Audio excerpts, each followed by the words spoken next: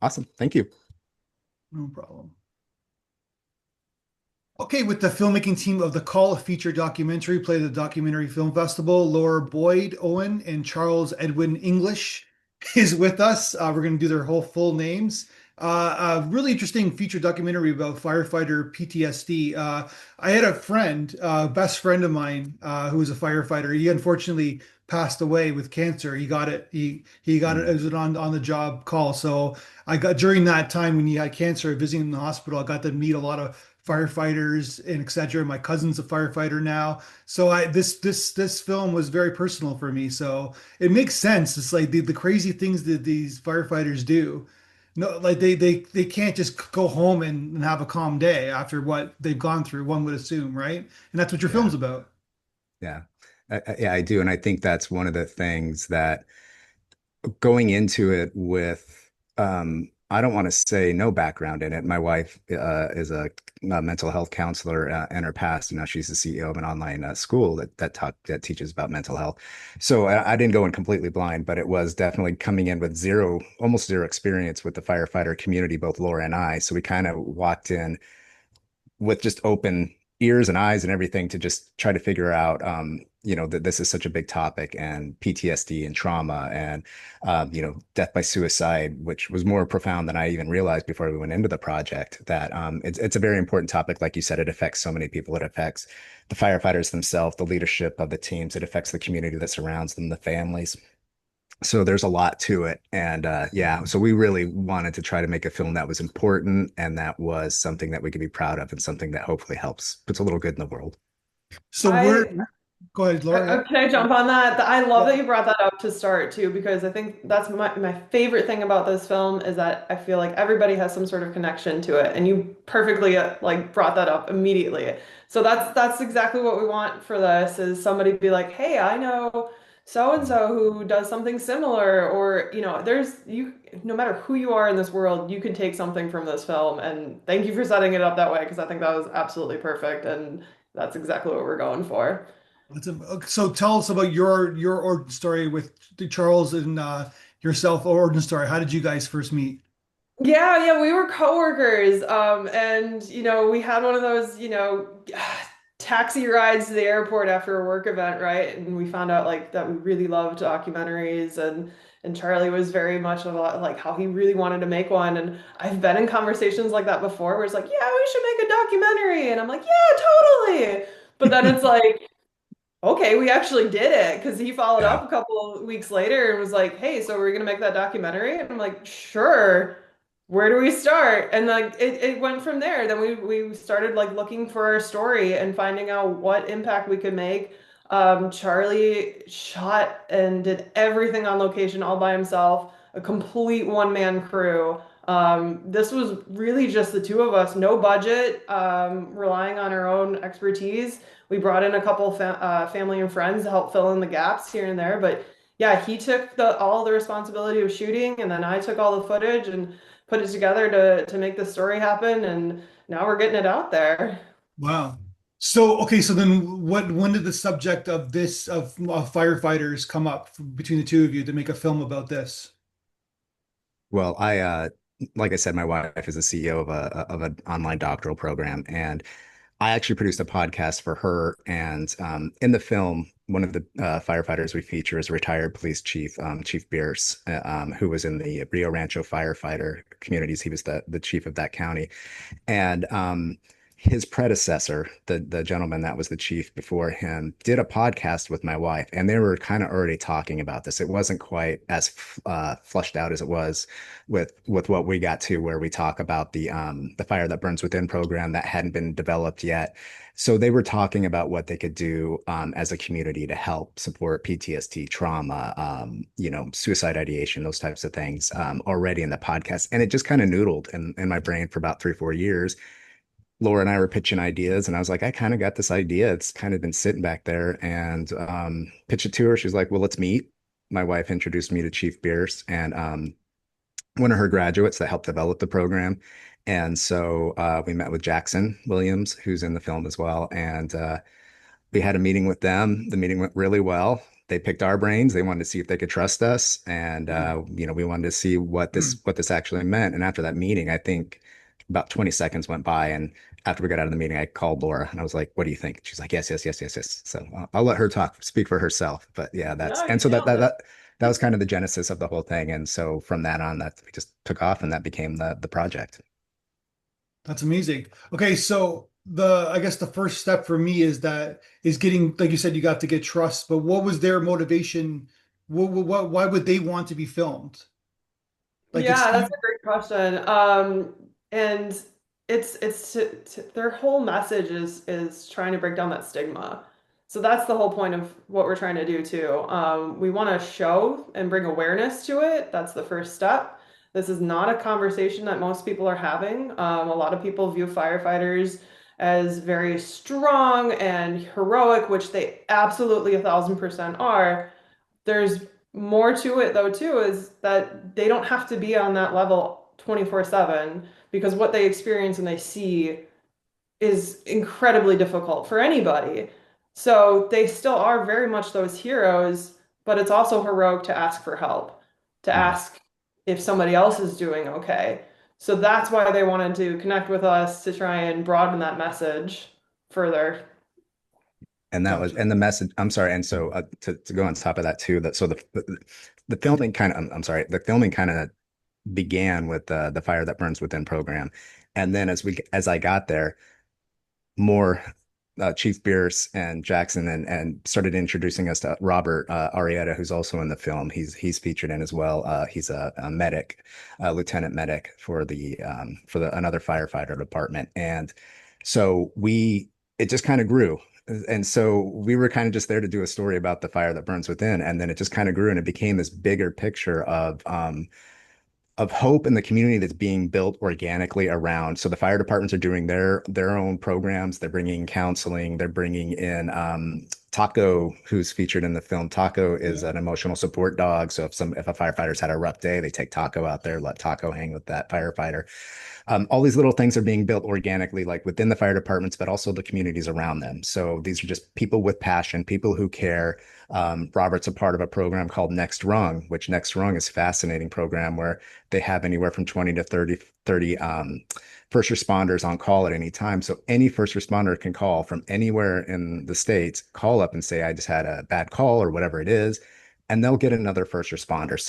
It's not like talking to Charlie who doesn't understand the lifestyle. It's somebody who lives it every day as well. So, and whatever level that is, they can call 8 times a day if they need to. The Next Rung will help them find the next, whether that's a therapist or whatever they might need. So they'll help these people. So it's all these little things that are being built around the communities that are coming around to support these first responders that definitely, like you said, everybody's saying here that they need the help, and they shouldn't just because they have a bad call. That they should have the support they need within their families. Their families should have support as well, and so that they can understand. They can walk in and say, "Hey, man, I had 3 bad calls in a row today. It was a rough day." And they have healthier alternatives to start talking and start that conversation, so it doesn't become something even more, uh, So you know, intense. what city were they in? So it was in the Albuquerque community, but we Okay. focused on Bernalillo County, and Rio Rancho fire departments, which are Rio, just I kind of know it's Rio Rancho. Okay, but yeah, so yeah, that's Albuquerque, New Mexico, yeah, right? that's the general area. Yeah, and then we focused on those 2 fire departments. Yeah, So he's a so cliche. He's even got a Dalmatian dog. yeah, Right? yeah. It's good. Yeah, and so it was surprising for us. So it kind of the genesis. Was Chief Bierce too, because he's such a good, amazing human being, and he had so many connections, and he's so well respected within that community that his knowledge and connection it did all these little things, these little ripple effects that we could bring in these other stories. It was the community body mind gym that brought us in. It was Bernalillo County and Chief Perez and Greg, the relations officer, the one that goes out to these first responders when they need help, and talk all these little things that happen. Even a little thing when I did the ride along, Chief Beers coached me on what to do and how to approach it, and it was perfect. And so I had a great day with those guys, and they're very much in the film at the beginning, and so it's one of those things where you get the right people, the right intentions, and things pan out. Gotcha. Okay, he's a great conversationalist, Chief Pierce. Is that like his man cave where you shot him with all his memorabilia, Yeah. firefighter memorabilia? Yeah. So he's Yeah. got his own little system, Hmm. like he's got his own little. So this is like with that, like it shows that he's very passionate about Hmm. firefighting and his career. Like this is his life, like Hmm. right? Yeah. And he's very much about the life. He does his yoga. He does yoga for first responders, another one amazing organization. So Mhm. all these people that we got connected with, and so but he lives the life. He goes to retreats where he uh, works with other retired firefighters, current firefighters, others to learn how to talk about this. And like Laura said, you know, one of the more powerful things that's said in the film for me is when Chief Beer says, "Talk to your strong friends. Make sure you're connecting with them, make sure you're checking in with them. Just because they have that strength or that you know what you think is you know, they could be struggling too. So and they may take that opportunity to talk to you, and maybe it's just enough to alleviate something. So I feel like I'm rambling, Laura. I know you want to jump in here No, too, you're but nailing yeah, it, Charlie. Keep yeah. going. Just talk to me about the interviews. Like, of course, you got Pierce. You have, and it's great. You have like, the younger generation, like younger firefighters, their perspective. Talk to me about kind of getting them in on like having a camera on them and getting them to share their stories and during interviews. With Chief Bierce and Jackson Williams, who's in it, they knew my life, and so there was a trust there already. I already knew Jackson personally. I'd done a podcast interview with him 10 years ago, so I'd already met him before, so there was trust there. Robert was different. He had to make sure that I was legit, that Laura was legit, and before we did our interview on site we we did it at the gym that I mentioned earlier, the CBM gym, and we talked for about an hour and 20 minutes, and we just sat in a room and we talked, and it was good. It was a good way for us to get to know each other. And then when we went in, he's talked about some very difficult things. He talked about some very dark moments in his life, and he was very honest with us, and I was surprised. And um, but it's been great. We've developed a relationship with Robert. He trusts us. He's a part of helping us with getting the message out there, social media, all these things. So, you know, that was I got. So it was. I think when you go in with um, honesty and you're not, there's no agenda behind it, and you just want to listen. I think people are much more willing to listen to you. And then it's one of those things too, where again, if my wife knows Chief Bierce and Chief Bierce is vouching for me, then there's already a little bit of built-in trust there. So that's kind of how that worked. And I hope when the post-production side, I hope that gave Laura the opportunity to put together put So together Laura, something. you put the film together, like you're the editor. Yes.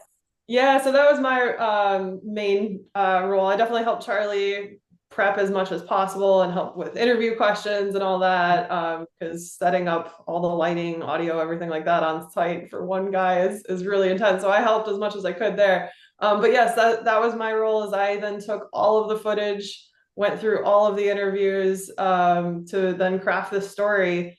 And you know, I feel like I know these characters so well, even though I've actually, you know, Yeah, never met them in person yet. So they're, you know, they just, I love how much they opened up to us and we're able to be so vulnerable on camera.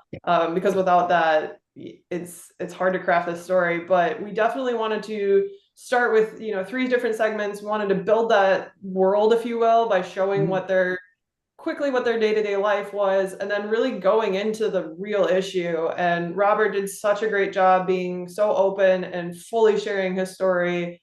And I remember when I was watching, you know, just that interview for the first time, like I got emotional. So I just really wanted to make sure that I did justice to that in the edit. But then we didn't want to leave people there. We wanted to show people what's being done about it, where the hope is, how people can make progress on their own and with their own lives. Because, like I said, even if you're not a firefighter, I'm sure, you know, people have experienced difficulties throughout their lives. So just finding little pieces that can help them throughout their life, and then, but also bringing so much awareness to this very crucial issue was really the whole goal of this film. And I really hope that that came through. So you structured the story. Did you guys have a game plan or already what how like you said you were gonna do three parts. Of course, you had the interviews. You're gonna have like the footage of the firefighting. You have some stock footage that you used. But did you have did you like write a script before you started editing? Like, did you know where you're gonna go with the? Not 100% really. We went through, did all of the interviews for first round, and we had all of our questions and everything like that. I then took all of that. It was several hours to go through. And once I could then pull out the story, I could kind of see it. But then I could also see like we had a couple gaps in certain things. And I'm like, okay, we need to flush this out a little more, and we need a little more here and there. So then Charlie was able to go back for another week and help fill in those gaps once we had that initial very rough cut, if you will. Yeah. Is there And I'm was so, Charlie, was there footage that you wanted to shoot, but then that you just you weren't allowed to? there were a couple of things, but nothing usually. Everybody was very cool about it. Again, most of the places, most of the locations were either somebody's home or they were, uh, like I said, CBM, Community Body Mind. That gym, they gave us full permission to use on site. And then, I tried to be as being the guy running around with a gimbal and a camera, I wasn't shoving it in people's faces. I'd be like, "Hey, is it okay for me to just film you while you're lifting some weights?" And be like, "Sure, no problem." That type of thing. So I was trying to be as, uh, um, I guess, as open, but as I wanted to capture those natural moments, but I definitely didn't want to make somebody feel uncomfortable. But I can't think. I mean, I'm trying to think. No, there weren't any real super big challenges. I think the only thing was that Robert did this talk, which is in the film where he's talking to the core, which are the younger kids that are thinking about going Yeah, in to become an EMT. When he was doing that talk to them, they gave me permission. I wasn't allowed to interview any of them. I think that was the only thing they said. Like we don't you can't interview them, but they were comfortable with me getting their faces while they were in the training and stuff, which I didn't try to focus on their faces. But so I think there weren't any real big challenges that way because most places just were letting us do what we wanted or what I wanted. So we lucked out in that way in a lot of ways. We had a lot of people who believed in what we were doing and were just like, sure, go for it. but then the one chief didn't want to be on camera, right? Oh yeah, Yeah. yeah. That was. I'll let Laura talk. And I'm sorry, Laura. But Yeah, the yeah, that was one of those moments that just happened. We get that moment. Laura did a great job of leaving that moment where he literally walks out the front door while we're doing the yeah, interview, and that's in the film. That's all just what happened in real time, and yeah. we that. I never like filming in front of a window, but that was one of the best happy accidents that ever happened in any production I've ever done in my life, where we were able to splice together reflections and stuff like that and make get Chief, because it's more important what he said. It was less important that he was on camera saying it. It was more important Yeah. getting what he said. And Laura did a fantastic job. And I'll pass the No, it was mic now to great. Laura. So Laura, Yeah. how was piecing that together? Because you don't have his face, right? That Talking was about a challenge. Yeah, that was probably one of the hardest scenes to cut. But it was honestly a really fun challenge to cut because I remember when I first watched that, or even before I watched it, Charlie was like, "Oh yeah, this happened," and he didn't want to be on camera, so I'm not 100% sure what we can all do with it. But I think too at Charlie at one point he had moved the camera too, yeah, and it was so funny how it just worked out because you were trying to like give them space and everything like that, but it ended up working out so perfectly of how that reflection then just angled right for us. It was Mhm. like I said, it was a bit of a challenge, but he got so vulnerable and so open. Mhm. I really appreciated that he was willing to let us use his audio. He clearly was it was a very, very difficult thing for him to talk about. And I just really appreciate that he was open to that. But yeah, just listening to the words, I think was the biggest thing, the tone of his voice when he got emotional, making sure that was clear. Again, it's the same thing, whereas the first time I watched it, I was like, wow, this really hits what we're trying to show here and the impact of why somebody might do this, and then how that then like impacts the rest of the community. So it needed to find its way in. I really appreciate that he let us use the rest of that audio at least, and even Chief Bierce too being so open and vulnerable to be able to show that, because that's not an easy thing to do, to put yourself out there like that. So, and then you did the stage of the brain, right? And the animation, like the autonomic nervous Yeah, system yeah. Yeah. and Or the is, frontal lobe, right? What's the one yeah. middle section? I forget. Oh, the limbic system, right? The limbic Yes, system. Yeah. yeah. Yeah. Yeah. And so that's interesting because you're showing like this, it's I believe it's still primitive, right? Meaning that we know a lot, but we don't know that much. That's my Mm-hmm. perspective, Yeah. right? And the memory, the emotion, and what goes on in the brain. What kind of propelled you to do that scene and kind of get science on us, I guess, in the film?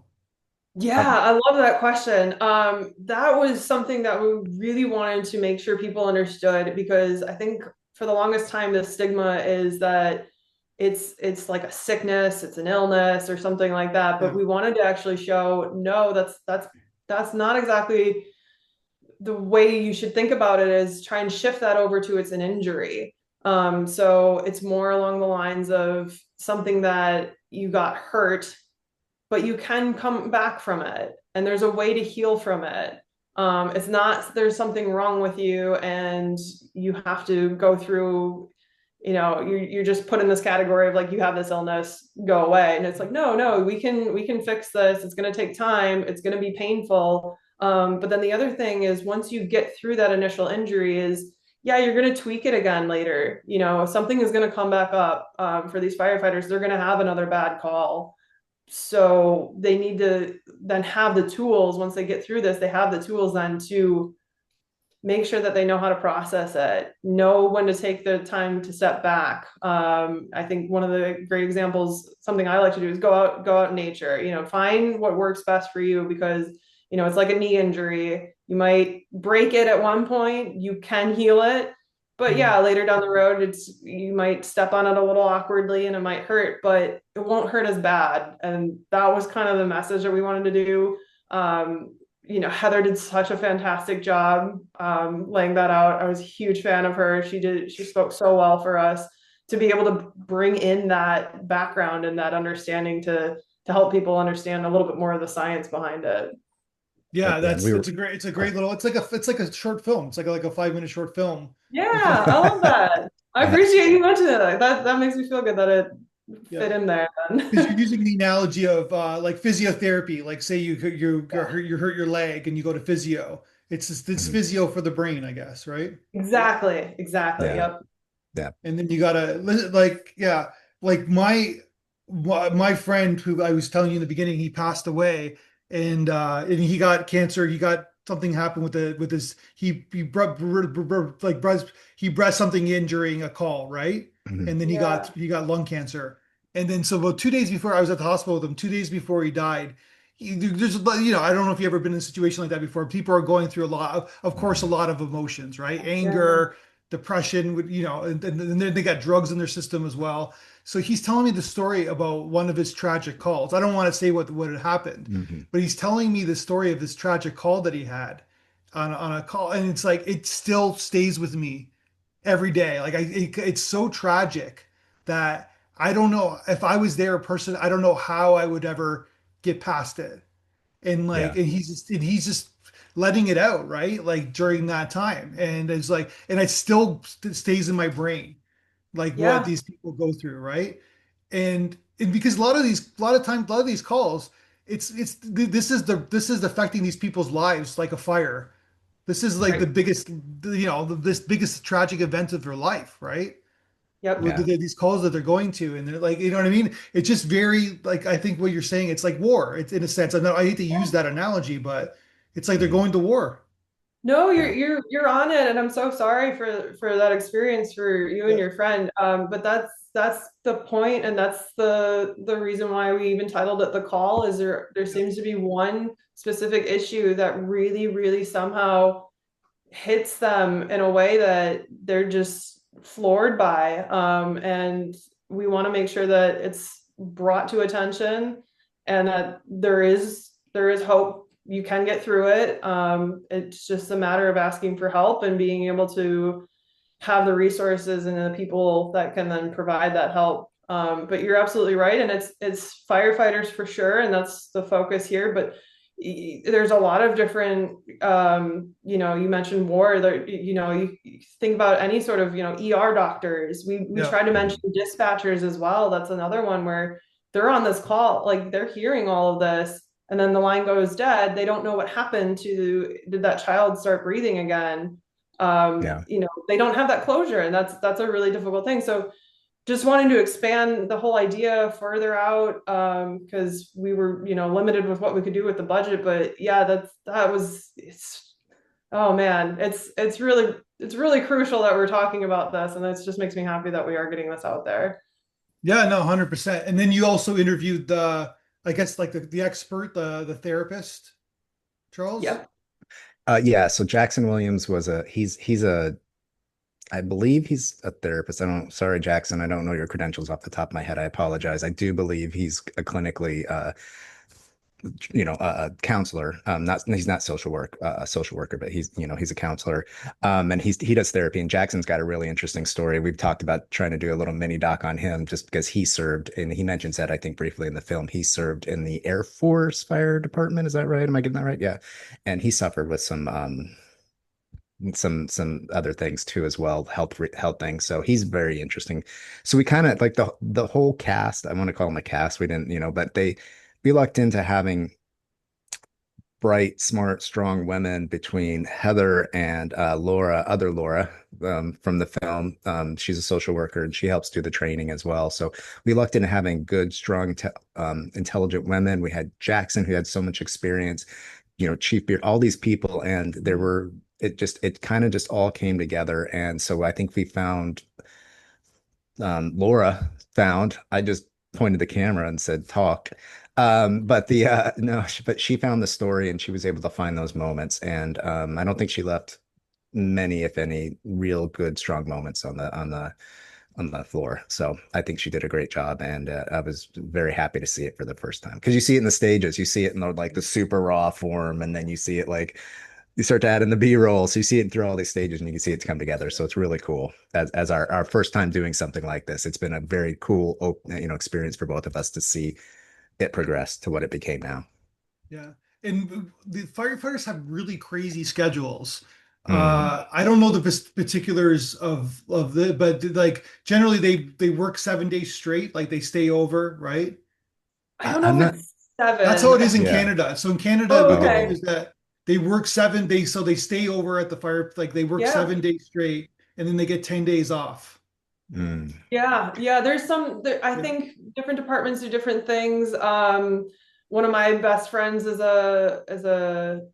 works the Honolulu Fire Department, and I think she works something like 3 or 4 days on, then Yeah. 2 to 3 days off. So there's something there, but yeah, they're there 24/7. Like Yeah. they have to, if that call Yeah. goes ringing, you have to get up, and whatever you're doing, you have to go. So it's Yeah, they have a like taxing lifestyle. like three crews who like Yeah. have rotating shifts. Mhm. So they Yep. all work like 7 days on, 7 days off, or whatever. Yeah. Yeah. Sure. Yep. And they Yep. had Yeah. it was funny when I was at the Bernalillo, I think it was house two, they had A, B, and C refrigerators. So whatever crew you were a part of, that's where Yeah. you kept your food and all that kind of stuff. And when you went grocery shopping, you did that. So just Yeah. little things you learn when you're there. And a little funny side story, when we went back, they invited me to dinner and we were finishing up and we were just having a good laugh and good conversation, and the tones went off. And so they go running out, and I was like, oh, okay, guys, I'm going to take off. I'll see you later. And I was locked in the firehouse. So I just kind of sat there,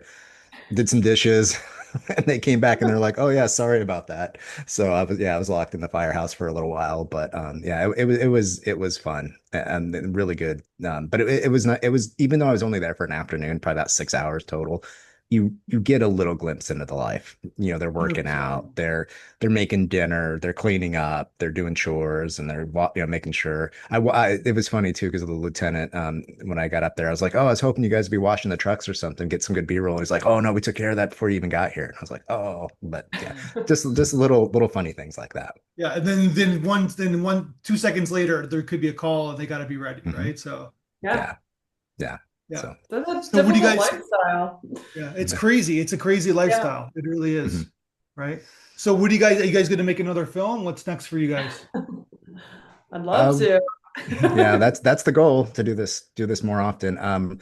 Right now we're going through the festivals, and right Yeah. now, and we got accepted into our first festival in Austria, so we'll be going out there in December, and and like, I don't know if it's technically a world premiere. I think a European world premiere. So yeah, so we're doing that. We're still applying to festivals. We're trying to network and meet people and get connected, and just see where this goes, because A, this story is incredibly important, and B, we'd like to tell more important stories. So Yeah. we'd like to, yeah, get some exposure on this as well. The call could be a series, right? Like you talked about, like Mm, paramedics and then yeah, nurses, and they're all on call, right? And yeah. they're the backbone of society. I Park mean, Oh, rangers. you're 100% right. We've definitely Yeah, talked about it. yeah. Yeah, I'd yeah. love to do more about it. We need a little bit of budget, but we love Yeah, to. well, Yeah, that's what the festival circuit's about. Hopefully, I wish you yeah. guys Exactly, exactly. Thank you. Thank you. great Appreciate talking that. to you guys. I wish you the best. Charles, you're in Portugal. Where are you, Laura, right now? I'm in North Carolina. North Carolina, Portugal, Toronto. There we go. So Yeah. Nice. I'm glad we got to have a Global. conversation. Yeah, thank you Absolutely. so much. All right. I'll talk to you guys soon, and best of luck on the festival circuit. Thank Thank you. you. Appreciate the Take it. time.